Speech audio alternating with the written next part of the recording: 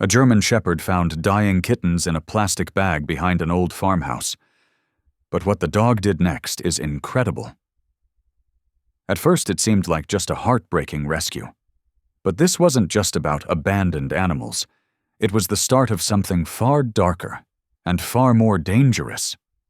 Because when the man followed the dog's lead, he uncovered secrets buried deeper than anyone imagined. Secrets powerful people would do anything to keep hidden. And when the quiet man and his dog refused to back down, someone made sure they paid the price. Why were those kittens left to die? What was the dog really trying to protect? And when one man finally decides to stand up, who will come for him? Your comments and presence here remind me why I tell these stories.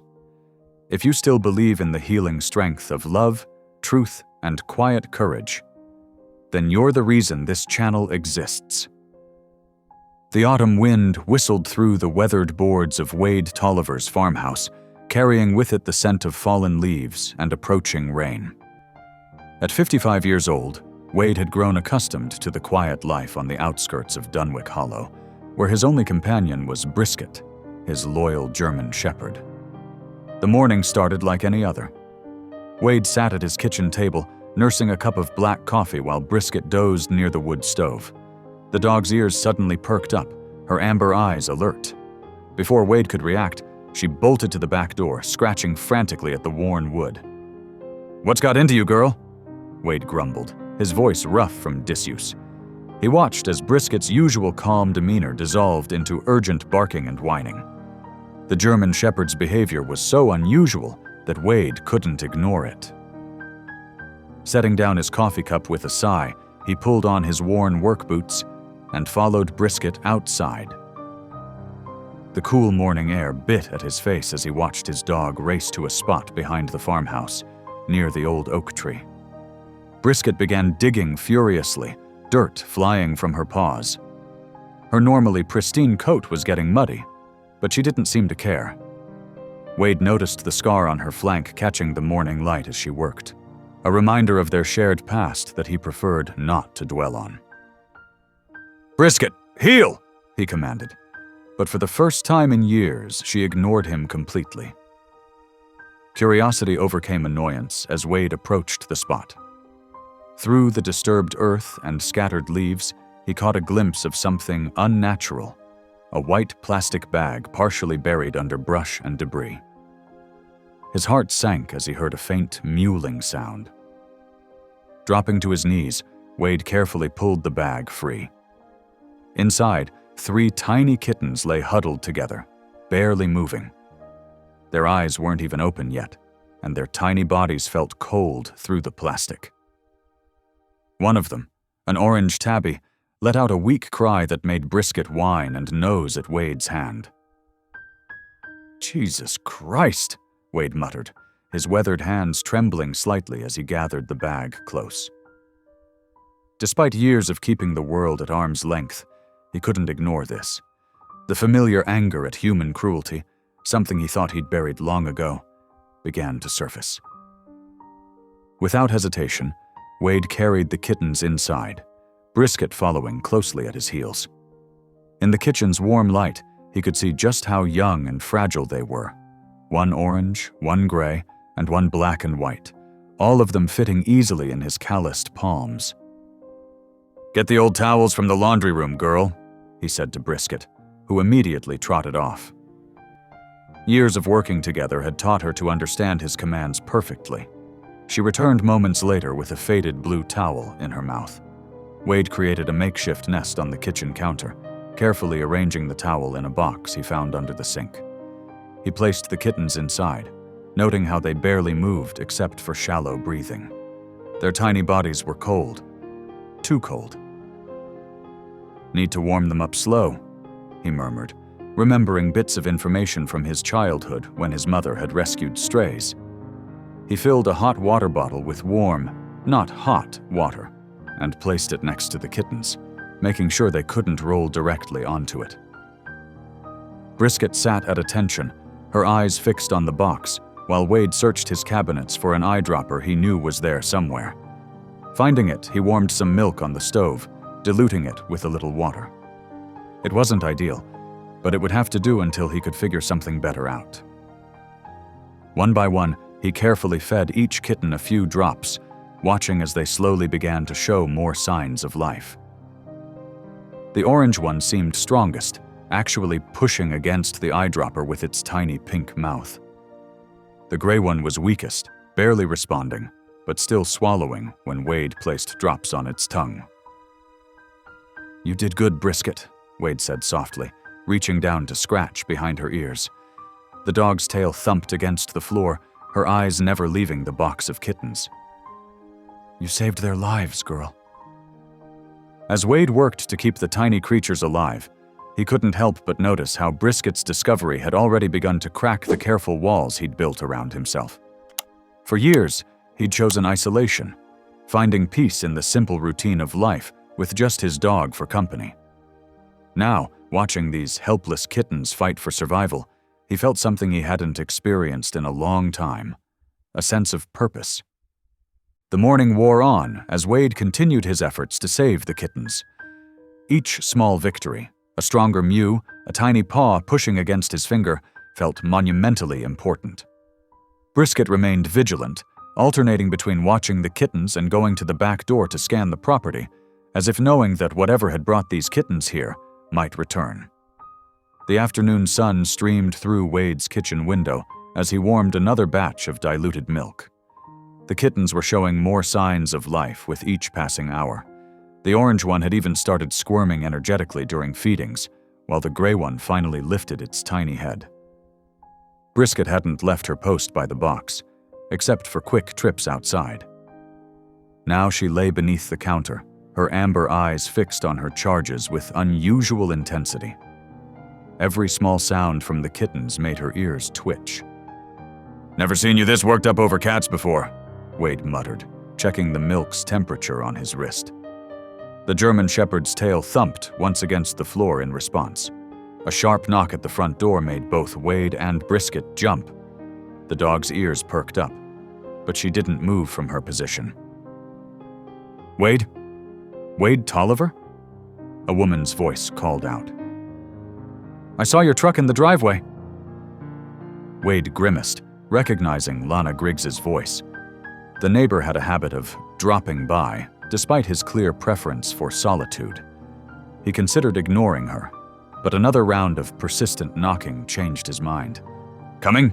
he growled, wiping his hands on his jeans. To Brisket, he commanded, "Stay. Watch them." When Wade opened the door, Lana stood on his porch in her signature sun visor, holding a basket of fresh vegetables. Her eyes sparkled with neighborly determination. "Brought you some tomatoes and cucumbers from my garden," she announced, pushing past him before he could object. "My plants are producing more than I can handle this year." "Mrs. Griggs, I'm kind of busy right now." "Oh!"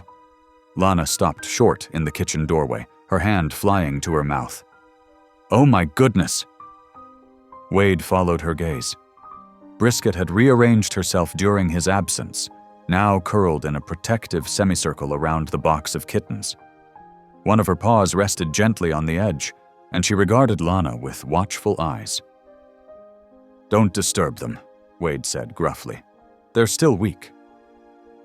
But Lana had already pulled out her phone. Before Wade could protest, she snapped several photos of Brisket and the kittens. "This is the sweetest thing I've ever seen. A German Shepherd playing mama to orphaned kittens? People need to see this." "No, they don't," Wade stepped forward, but it was too late. "Already posted," Lana beamed, tapping her phone screen. "My niece says these kinds of stories always go viral. You know, heartwarming stuff about animals. People eat it up." Wade ran a hand through his gray-streaked hair in frustration. "I don't want attention, Lana. I'm trying to keep these kittens alive, not start a circus." "Oh, hush!" Lana waved off his concern.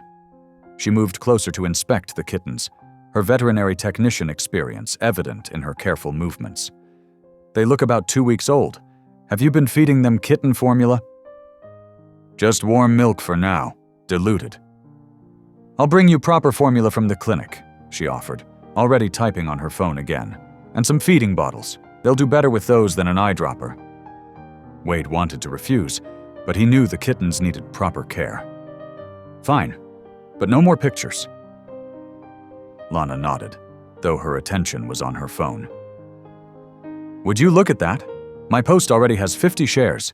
People love this kind of thing. Over the next few hours, as Wade continued caring for the kittens, his peaceful isolation crumbled further. Lana's phone kept buzzing with notifications. The photo had been shared thousands of times, spawning headlines like "Hero Dog becomes surrogate mother to abandoned kittens" and "Military K9 shows softer side." By evening, a sleek car pulled up Wade's gravel driveway. Through the window, he watched a young woman in practical clothes step out, a notebook tucked under her arm. Her shoulder-length chestnut hair caught the setting sun as she approached his door with purposeful strides. The knock came just as Wade was finishing another feeding. Brisket raised her head, but remained with the kittens. "Mr. Tolliver?" The woman's voice was professional but friendly. "I'm Mara Kessler from the Dunwich Herald. I was hoping to talk to you about your dog and the kittens you rescued." Wade opened the door but blocked the entrance with his broad frame. "Not interested in interviews." Mara didn't back down. "I understand your reluctance, but this story has touched a lot of people. And as a former military K9 handler, your perspective on this unexpected bond between your service dog and these kittens would—" "Who told you I was military?" Wade's voice sharpened. "I did my research," Mara replied steadily. "Just like I've researched other stories about abandoned animals in Dunwich County. There's been an unusual increase lately. I think your kittens might be connected to something bigger."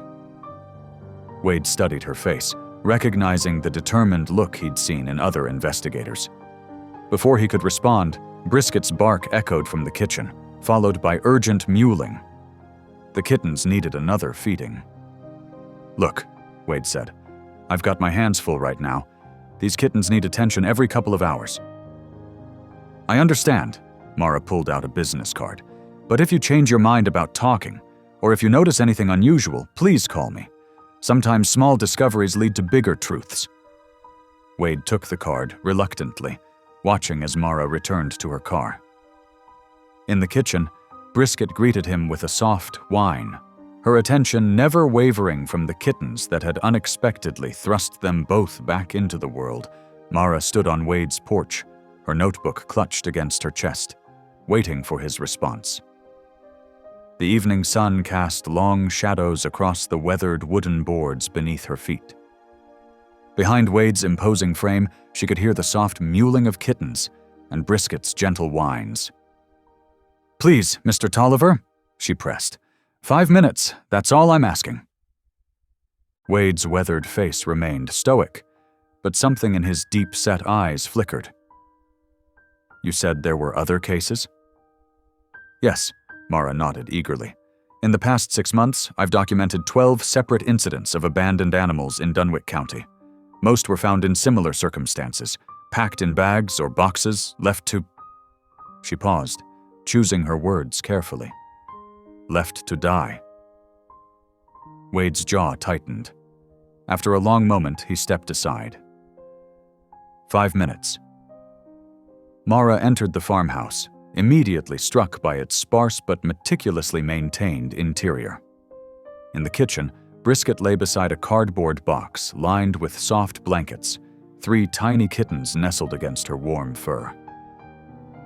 "They're stronger now," Wade said, his voice softening slightly as he approached the box. "Still need feeding every couple hours, but they're fighters." Mara knelt beside the box, careful to maintain a respectful distance. "Where exactly did you find them?" "Behind the house, buried under brush. Brisket dug them up." Wade's expression darkened. "Someone took time to hide them. Wanted them found too late." Mara pulled out her notebook. "And you didn't see any vehicles or people in the area?" "Property backs up to Drumley land," Wade explained. "Lots of private access roads out there. Easy to slip in and out unseen." "Drumley?" Mara's pen paused mid-sentence. "Ellis Drumley? Wade nodded. You know him? I've been looking into his operations for months, Mara said, lowering her voice despite being alone in the house. Most of the abandoned animals were found near his properties, but every time I try to investigate, I hit walls. The sheriff's department closes cases without investigation. Witnesses suddenly stop talking. Drumley's got friends in high places, Wade muttered. Money talks in Dunwich. But why animals? Mara wondered aloud. He's a cattle magnate. Why would he? She stopped, her eyes widening. Unless the cattle business is just a cover. Wade moved to his kitchen window, looking out toward the vast Drumley estate that bordered his land. When I was in the service, we dealt with trafficking operations. Animals were often used to test transport routes, security responses, low-risk, high-reward information. You think Drumley's operation goes beyond cattle? Mara was scribbling rapidly now. Can't prove anything, Wade said carefully, but legitimate ranchers don't need to silence people, and they don't dump animals in plastic bags. Mara stood, excitement building in her voice. I have contacts at other local papers.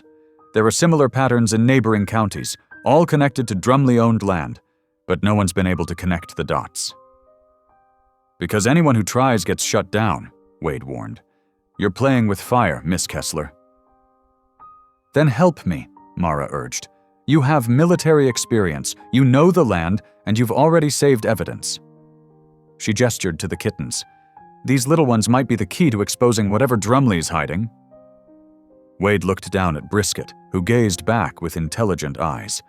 The German shepherd had already chosen to protect these abandoned creatures. Maybe it was time for Wade to do the same. I'll show you something, he finally said, walking to a drawer and pulling out a plastic bag. Inside was the bag Brisket had found the kittens in, carefully preserved. There's a logo here, barely visible. Looks like it's from a medical supply company. Mara examined the bag closely. This type of bag, it's specialized, used for transporting biological materials. Why would kittens be in something like this? That's the question, isn't it? Wade replied grimly. And I'm betting Drumley wouldn't want us asking it. A sudden bark from Brisket made them both jump. The dog was on her feet, ears forward, staring intently out the window. In the distance, headlights swept across Drumley's access road. Regular patrols, Wade explained quietly. They've increased lately. Mara gathered her notes, her expression determined. I should go, but I'll start digging into that medical supply company, if you notice anything else. I'll call, Wade assured her, surprising himself with the promise. But be careful. Drumley's power in this county runs deep. As Mara drove away, Wade watched Brisket settle back down with the kittens. His quiet life had been disrupted, but maybe that wasn't such a bad thing.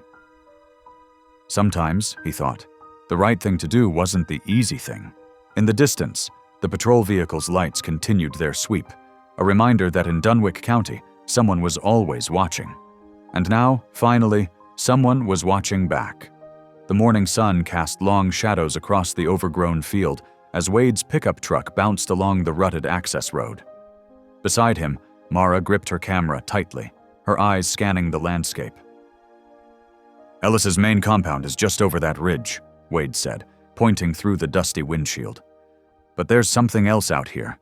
Brisket's been acting strange near this stretch for weeks. How so? Mara asked, already taking notes. Agitated, growling at nothing. She's trained better than that. Wade pulled the truck to a stop behind a cluster of scrub oak. We'll go on foot from here. Stay low. They crept through tall grass, the ground sloping gently downward. Brisket moved ahead, her posture alert but controlled. After about 200 yards, Wade held up his hand, signaling Mara to stop. Below them, partially hidden by natural terrain and strategic plantings, sat a collection of long, low buildings. Unlike the traditional barns and corrals of Ellis's cattle operation, these structures were modern, with climate control units and security cameras mounted at regular intervals. Those aren't cattle pens, Mara whispered, raising her camera. Look at the ventilation system, the quarantine protocols. This is more like a laboratory setup. Wade's jaw tightened. Reminds me of facilities we raided overseas, places where they'd keep exotic animals before transport. The familiar knot of tension formed in his stomach, the same feeling he'd had before testifying against his unit. Mara snapped several photos, the camera's zoom revealing details invisible to the naked eye. There's movement inside, through those windows, cages, lots of them. Before Wade could respond, Brisket's ears flattened, and a low growl rumbled in her chest. The sound of engines approached from multiple directions. "Down!" Wade hissed, pulling Mara into the cover of tall grass. 2 black SUVs appeared on the access road, disgorging 4 armed men in tactical gear. They moved with military precision, scanning the area methodically. "This is private property," one of them called out, his hand resting casually on his holstered weapon. "Show yourselves slowly." Wade squeezed Mara's arm in warning, then stood, hands raised. "Just taking a walk. Must have gotten turned around." The leader's eyes narrowed with recognition. "Tolliver. Long way from your place." He glanced at Mara's partially concealed camera. "And with a reporter. How interesting." "We're leaving," Wade said evenly, though his heart pounded. He recognized the look in these men's eyes, the same dead stare he'd seen in war zones. "Good choice." The man smiled without warmth.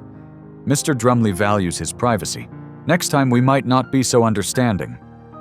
Wade and Mara retreated slowly, Brisket backing away last, her hackles still raised. The armed men watched until they reached Wade's truck. "They'll report this to Ellis," Mara said as they drove away. "We need to move fast with what we found." Wade nodded grimly. "Get those photos somewhere safe. Tonight."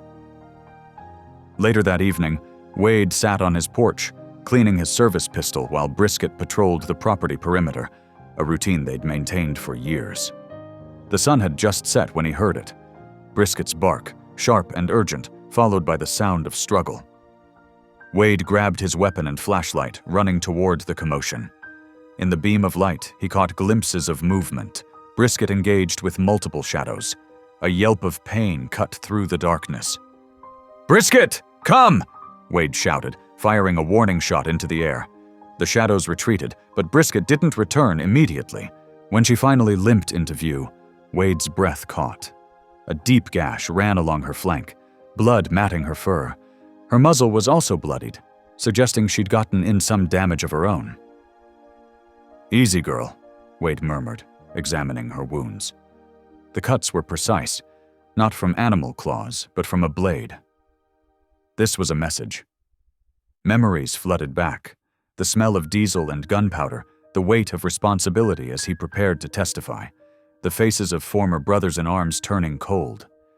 He'd thought he could hide here, build walls high enough to keep the world out. But now, like then, silence meant being complicit in something wrong. Inside, Wade cleaned Brisket's wounds while she lay stoically, the 3 kittens mewing anxiously nearby. His hands shook slightly, not from fear, but from anger. They'd targeted Brisket to warn him, knowing she was his only companion. Just like his old unit had targeted his credibility, his relationships, everything that mattered. "Not this time," Wade whispered, scratching behind Brisket's ears. She looked up at him with trusting eyes, despite her pain. "We're not backing down this time, girl." He pulled out his phone and dialed Mara's number. When she answered, his voice was steel. "Those photos secure?" "Yes," she replied. "But Wade, something else. I traced that medical supply company. They're a front. The real money leads to offshore accounts, shell companies, all tied to Ellis." "Good, because after tonight, we're done playing defense." Wade watched as Brisket finally drifted into an uneasy sleep. They made this personal. The kittens had curled up against Brisket's uninjured side, their tiny bodies seeking her warmth even now.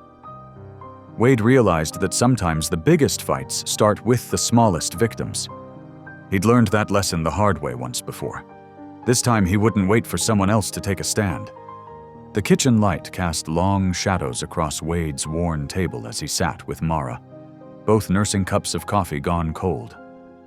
Brisket lay nearby on her bed, wounds freshly bandaged, the kittens snuggled against her good side. "There's something you need to know," Wade said, his voice rough with memory. "About why I understand what we're up against." He traced the rim of his mug, gathering thoughts he'd kept buried for years. Mara leaned forward, her reporter's notebook untouched. This wasn't an interview. This was trust being offered. "I wasn't just military," Wade continued. "I was a K-9 handler, specialized in detection work, weapons, explosives, contraband. My partner was a Belgian Malinois named Echo." His eyes drifted to Brisket. She was something special. The words came easier now, like a dam breaking. "We were stationed at a major supply hub. Echo started marking shipping containers that weren't on any manifest. I reported it up the chain, thinking I was doing my duty." He gave a bitter laugh. "Turned out half my unit was involved in a smuggling operation.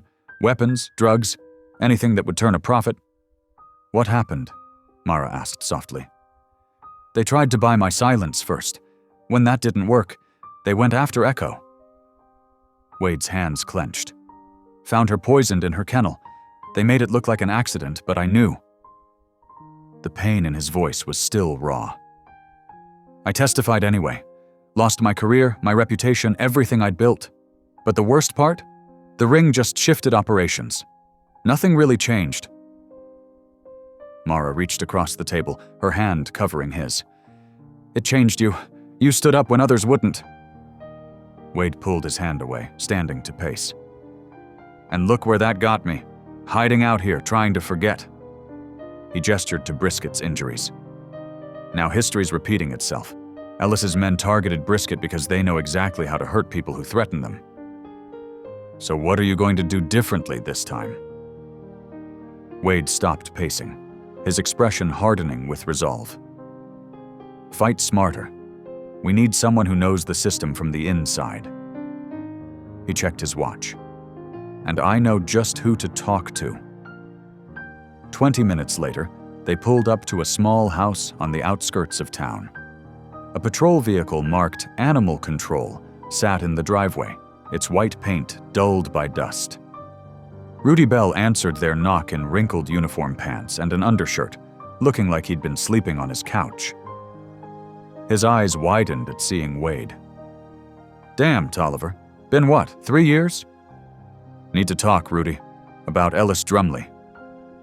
The name acted like a splash of cold water. Rudy glanced past them into the darkness before ushering them inside. His living room was cluttered with case files and empty coffee cups. A wall of photos showed younger versions of Rudy with various rescued animals. The idealistic smile he wore in those pictures was long gone. "I've suspected something wrong at Ellis's place for years," Rudy admitted, clearing papers off his couch. "Animals disappearing from the shelter, weird breeding operations getting tipped off before inspections.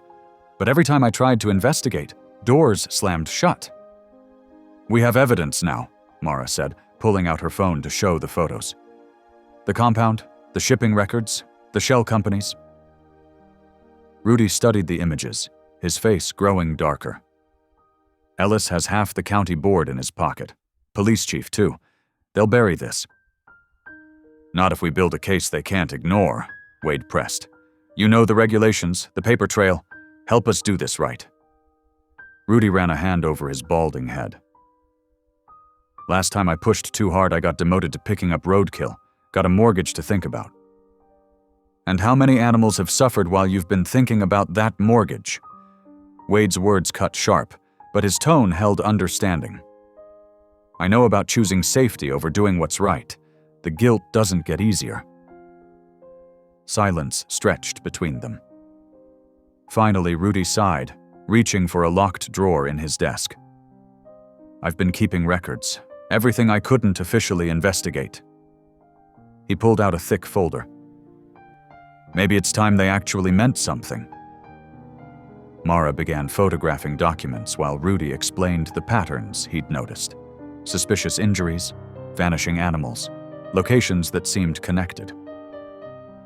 Ellis's operation is bigger than you think, Rudy warned. He's got breeding farms scattered across 3 states, uses legitimate cattle transport to move other things too. The compound you found? That's just one piece. Wade nodded grimly. Then we'll start with that piece and work our way up. But this time, we do it right. Build something they can't tear down. You really think we can take him down? Rudy asked, hope warring with cynicism in his voice. No, Wade replied. I think we have to try. Otherwise, we're just hiding in our own ways, letting evil win by default. Rudy looked at his wall of photos, remembering the man he'd once been. All right, he said finally. Where do we start? Rudy Bell crept through the darkened county records office, his flashlight beam dancing across rows of filing cabinets. His animal control badge had gotten him past the night security guard, but his hands still trembled as he picked through Ellis Drumley's transport permits and inspection reports. Got you, he whispered, finding a file thick with discrepancies. Shipping manifests showed cattle trucks crossing state lines empty, then returning loaded. Health certificates were signed by veterinarians who didn't exist. He snapped photos with shaking fingers, his heart pounding. A floorboard creaked behind him. Working late, Rudy. He spun to find Trevor Mack, Ellis's head of security, filling the doorway. 2 more men flanked him, their expressions hard in the shadows. Just following up on some complaints, Rudy stammered, trying to shield his phone. Those records aren't public access. Trevor's boots echoed as he approached. Mr. Drumley values his privacy. The law says different. Rudy backed away, bumping into the filing cabinet. These show criminal... Trevor moved faster than Rudy expected. The phone clattered across the floor as rough hands grabbed him. Let's take this outside, Trevor growled. Have a proper chat about privacy. Dawn found Wade pacing his kitchen, checking his phone again. Rudy should have called by now. Mara looked up from her laptop, where she'd been organizing their investigation. Maybe he's being careful, covering his tracks. Before Wade could respond, his phone buzzed. It was a text from Rudy's number. Found something big. Meet at Miller's Ravine. Come alone. Something's wrong, Wade said, showing Mara the message. Rudy knows better than to meet somewhere isolated. They drove separately to the ravine, approaching from different directions. Wade spotted Rudy's truck first, parked crooked near the edge. His stomach dropped when he saw the driver's door hanging open. They found Rudy at the bottom of the ravine, unconscious and badly beaten. His phone lay shattered nearby. Call an ambulance, Wade shouted, sliding down the steep embankment. He checked Rudy's pulse, weak but steady. Hang on, old friend. The local sheriff, Dale Whitaker, arrived before the ambulance. His deputy photographed the scene while he questioned Wade with thinly veiled skepticism. So you just happened to find him here? Sheriff Whitaker's pen scratched across his notepad. Pure coincidence? He texted me to meet, Wade said. Someone used his phone to set this up. That's quite an accusation. Whitaker's smile didn't reach his eyes. Any proof? Check his office, Mara cut in. He was gathering evidence about Ellis Drumley's Miss Kessler. Whitaker's tone cooled. This appears to be a simple accident. Man his age shouldn't be driving these back roads at night. This was no accident, Wade growled. Careful, Tolliver. Whitaker stepped closer. Your military record shows a history of making unfounded allegations. Might want to think twice before starting trouble here. Over the next few days, Wade noticed the sheriff's patrol car frequently parked near his property. Deputies followed Mara to and from her newspaper office. The message was clear. They were being watched. When Wade tried filing a formal complaint about the threats, the desk sergeant was remarkably uninterested. No evidence of criminal intent, he said, barely glancing at the paperwork. Maybe consider moving somewhere else if you're feeling unsafe. The only bright spot came from an unexpected source. The 3 kittens Brisket had found, now healthy and playful, captured hearts across town. Local families lined up to adopt them, touched by their survival story. At least something good came from all this, Mara said, watching the last kitten leave with its new family. The tiny orange tabby peeked over its owner's shoulder, mewing goodbye. Wade nodded, but his expression remained dark. Ellis is sending a message. Back off or worse things will happen. So what do we do? Mara asked. All our evidence was in Rudy's phone or those files. We start over. Wade's jaw set with determination. Ellis thinks fear will protect him, but he doesn't understand what he's dealing with. What's that? People who've lost everything before, Wade said quietly, and learned that doing nothing hurts worse than fighting back. In the hospital, Rudy lay unconscious, machines beeping steadily. The official report would call it an accident, a late-night drive gone wrong. But the bruises on his knuckles told a different story. He'd fought back. Wade stood at the window of Rudy's room, watching sheriff's deputies circle the parking lot below. They were trapped between Ellis's money and the corrupt system protecting him. But this time, Wade wouldn't let the truth stay buried. He touched the bandage on Brisket's healing wound, remembering Echo and all the other victims of powerful men who thought they could hurt the innocent without consequences. "We're not done," he whispered. "Not by a long shot." Wade's morning started with pounding on his front door. Through the window, he saw 3 sheriff's vehicles, lights flashing in the gray dawn. "Wade Tolliver," Sheriff Whitaker's voice boomed. "Come out with your hands where we can see them." Brisket growled low, but Wade gestured for her to stay. "Easy, girl." He opened the door slowly, hands raised. "What's this about, Sheriff?" "You're under arrest for criminal trespassing and theft of livestock." Whitaker's smile was cold as deputies rushed forward with handcuffs. "Ellis Drumley's filed charges. Says you've been stealing his animals." "That's ridiculous." Wade kept his voice steady, despite the bite of metal around his wrists. "You know that's not true." "Tell it to the judge." Whitaker roughly guided him toward the patrol car. "Meanwhile, we've got a warrant to search your property." Through the car window, Wade watched helplessly as deputies ransacked his home. One emerged with Brisket on a catch pole, the dog fighting every step. "She stays here!" Wade shouted, straining against the cuffs. "Animal control's taking her for evaluation," Whitaker said. "Standard procedure when the owner's accused of animal-related crimes." Across town, Mara Kessler arrived at her newspaper office to find it crawling with deputies. Her editor, Mike, stood watching helplessly as they boxed up her computers and files. "They've got a warrant," Mike explained, his face tight with anger, claiming possible evidence of conspiracy and harassment against Ellis Drumley. "This is illegal intimidation," Mara protested as a deputy seized her camera. "We have rights." "Rights?" The deputy snorted. "Should have thought about that before targeting an upstanding citizen with baseless accusations."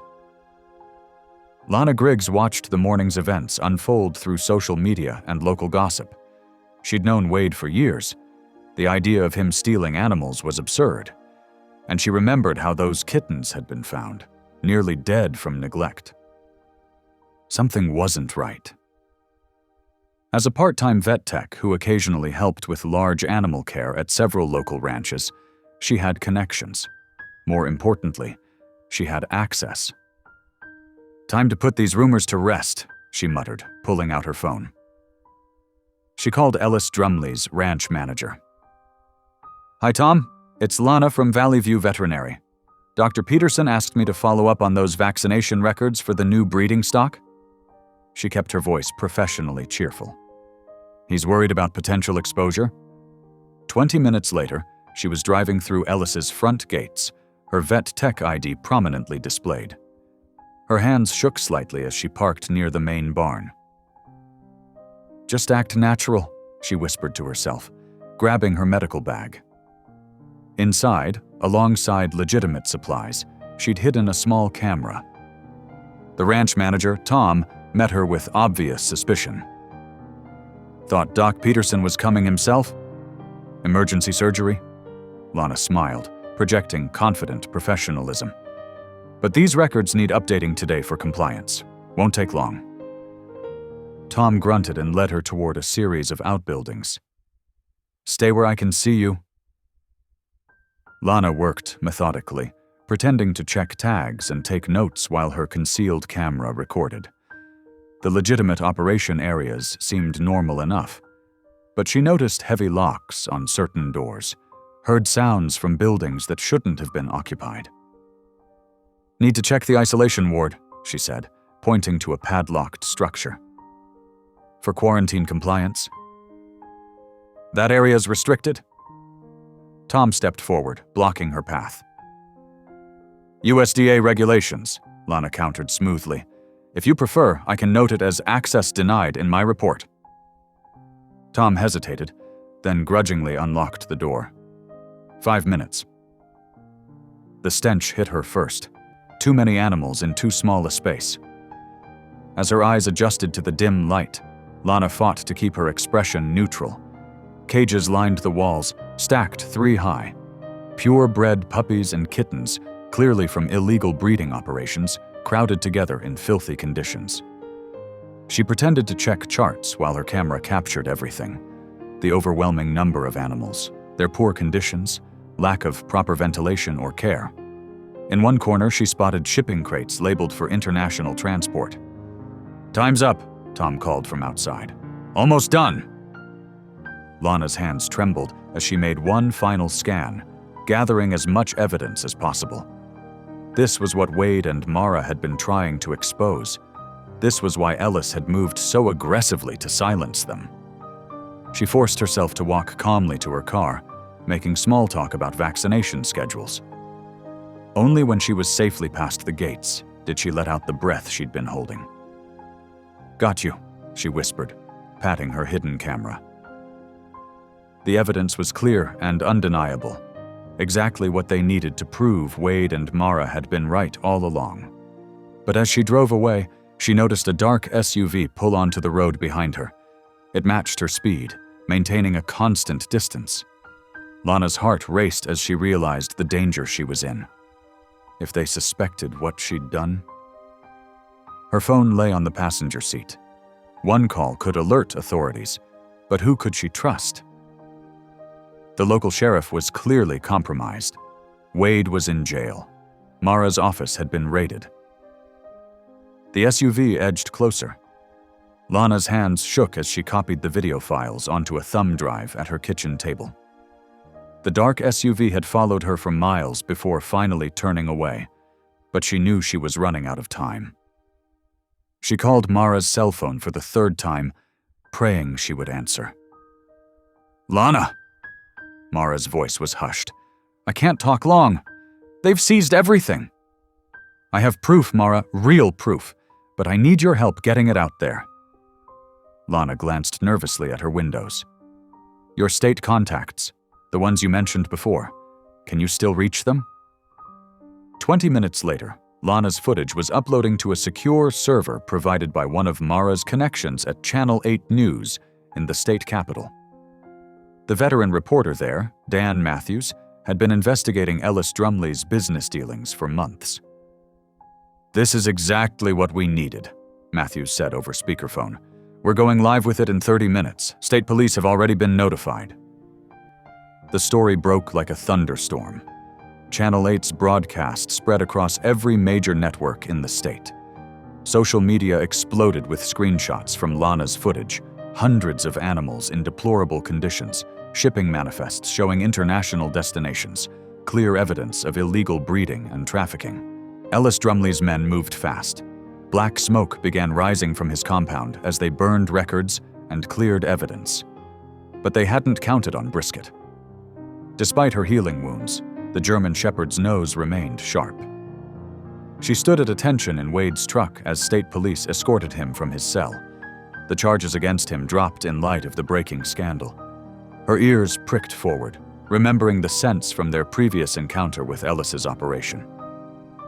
"You sure about this, girl?" Wade asked softly, touching the bandage on her flank. Brisket's tail wagged once, determined. A convoy of state police vehicles followed Wade's truck toward Ellis's compound. The smoke was visible from miles away. When they arrived, local firefighters were already battling the blaze at the main facility. But Brisket wasn't interested in the burning buildings. She pulled at her leash, leading Wade and the officers toward a hidden access road partially concealed by overgrown brush. Her training as a military working dog kicked in as she tracked the fresh scent of vehicle exhaust. The narrow dirt road wound through dense woods for nearly a mile before opening onto an abandoned barn. A mud-splattered SUV was parked haphazardly near the entrance. Inside the barn, they heard voices arguing. "We need to move now!" Ellis's distinctive voice carried through the old wooden walls. "I've got contacts in Mexico who can—" Wade signaled to the officers, then unclipped Brisket's leash. She moved silently toward the barn's side entrance, with Wade close behind. Years of working together in high-pressure situations made them a seamless team. The barn door creaked as Wade pushed it open. Ellis and two of his men spun around, reaching for weapons. "Don't!" Wade's voice was steel. "State police have the building surrounded." Ellis lunged for a rifle, leaning against a hay bale. Brisket launched forward, her powerful jaws clamping onto his arm.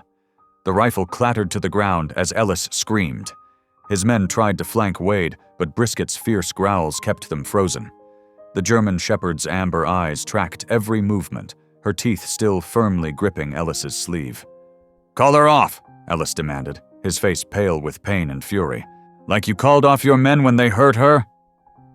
Wade stepped closer, his expression hard. "When they tried to silence everyone who got close to your operation." State police flooded into the barn, weapons drawn. Ellis's men raised their hands, but the cattle magnate refused to surrender quietly. He kicked out at Brisket, trying to break free. The German shepherd responded by dragging him backward, her powerful neck muscles forcing him off balance. Ellis stumbled and fell, landing hard on the barn's dirt floor. Before he could rise, Brisket planted herself on his chest, her teeth now inches from his throat. "Good girl," Wade said softly. Brisket maintained her hold until the officers secured Ellis in handcuffs. As they led Ellis away, he spat threats about lawyers and connections. But his words carried no power now. His empire of cruelty was crumbling, exposed to the light by unlikely heroes. A nosy neighbor, a determined reporter, and a loyal dog who refused to look away from injustice. Wade knelt beside Brisket, gently checking her wounds. The German shepherd's tail wagged as she licked his face, her mission completed. Together they watched through the barn's open door as more police vehicles arrived, their lights painting the evening sky in flashes of red and blue. The federal courthouse buzzed with anticipation as Ellis Drumley was led in wearing an orange jumpsuit, a far cry from his usual tailored Western wear. His empire had crumbled in just 3 weeks since his arrest at the barn. The evidence against him was overwhelming. Hundreds of hours of video footage, financial records recovered from partially burned documents, and testimony from former employees who finally felt safe enough to speak. 27 counts of animal trafficking, conspiracy, and racketeering, Mara whispered to Wade from their seats in the gallery. Her notebook was already half full of observations. "The federal prosecutor says it's just the beginning." Wade nodded, his attention fixed on Ellis. The cattle magnate's shoulders sagged as the judge denied bail, citing flight risk and the severity of the charges. Behind Ellis, 3 former county officials sat with their own lawyers, their faces ashen. The investigation had exposed a web of bribes and kickbacks that reached deep into local government. Sheriff Morton's resignation had come first, followed by 2 county commissioners and the animal control director. Each falling domino revealed new connections, new crimes. The state attorney general had appointed a special task force just to handle the corruption cases. Outside the courthouse, reporters swarmed around Mara as she emerged. Her series of articles had been picked up by major newspapers across the country. "This story isn't just about animal abuse," she told the cameras. "It's about power, corruption, and the brave individuals who refused to look away." The Associated Press had already nominated her coverage for several awards. Her editor had promoted her to lead investigative reporter, with freedom to pursue similar stories across the state. Brisket waited in Wade's truck, her tail thumping against the seat when she saw him approach. Her wounds had healed into proud scars, badges of courage that only enhanced her reputation. Local children would point and whisper when they saw her. "That's the hero dog." The German Shepherd's fame had spread far beyond Lana's original viral photo. A local artist had painted a mural downtown showing Brisket protecting the 3 kittens, with the words, "Guardians come in all forms," written beneath. The image had become a symbol of hope and justice in Dunwich Hollow. Those same kittens, now healthy and growing, had found loving homes. The youngest, an orange tabby, lived with Lana herself. The other 2 had been adopted by families who'd followed their story from the beginning. Each adoption day had made the local news, with photos of the happy families alongside reminders of how the case began. "You should be proud," Rudy Bell told Wade over coffee at the diner. The former animal control officer had recovered from his accident and testified against his corrupt superiors. "You stood up when it mattered most." Wade stared into his cup, still uncomfortable with praise. Brisket did the heavy lifting. "You both did?" Rudy smiled. "And look what it started." He was right. The case had sparked changes throughout the region. The state legislature was considering stronger animal welfare laws. Local shelters reported record donations and adoption rates. People were paying attention, asking questions, demanding better oversight. Wade found himself drawn back into the community he'd avoided for so long. The walls he'd built after his military discharge began to crack. Old friends reached out, and slowly, he started reaching back. Even his sister Sarah, who he hadn't spoken to in 5 years, called after seeing Mara's articles. Their first conversation was awkward, halting, but it ended with plans for her to visit. "I always knew you were fighting the good fight," she said, "even when you pushed us all away." The morning after Ellis's arraignment, Wade sat on his porch with Brisket at his feet.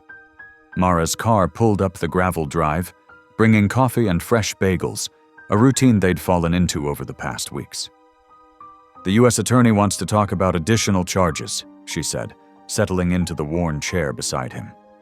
"They're looking into international connections now. Ellis might have been part of something even bigger."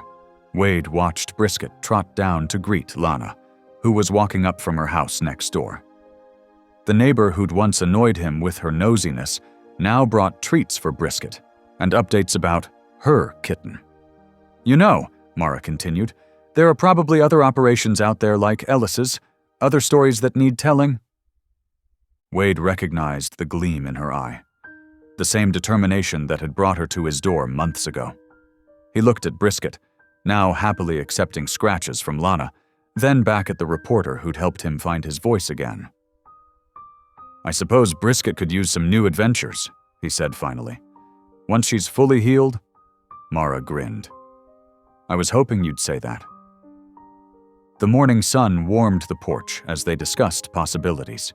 In the distance, a news van drove past, likely heading to another interview about the case. But here, in this quiet moment, Wade felt something he hadn't experienced in years. Purpose, and the weight of isolation lifting from his shoulders. Brisket returned to lay at his feet, her presence steady and reassuring. She'd led him to those kittens months ago, starting a chain of events that had exposed corruption, delivered justice, and brought him back to the world. Now, as he scratched behind her ears, Wade realized she'd done more than save 3 tiny lives. She'd helped save him too. Wade stood in his kitchen, watching as Brisket circled the small bed he'd set up for Ember, the last of the 3 rescued kittens. The orange tabby, barely larger than his palm when they'd found her, now bounded around with the energy of youth. 2 families had already adopted her siblings, but something had held Wade back from letting this one go. "Guess you're stuck with us now, little troublemaker," he muttered, a smile tugging at his weathered face as Ember pawed at Brisket's tail. The German Shepherd, ever patient, simply shifted to give the kitten better access to her new toy. The house felt different now, warmer somehow, despite the autumn chill creeping in through the old windows. For years, Wade had maintained strict boundaries. Brisket slept in her own bed in the living room, while he kept to his Spartan bedroom upstairs. It was a habit born from his military days, reinforced by years of self-imposed isolation. Tonight felt different. As Wade prepared for bed, Brisket followed him up the stairs, Ember trailing behind like a tiny orange shadow. He paused at the bedroom door, his hand resting on the frame. Brisket sat patiently, her amber eyes fixed on his face, waiting for permission she'd never received before. "Oh, come on then," Wade sighed, stepping aside.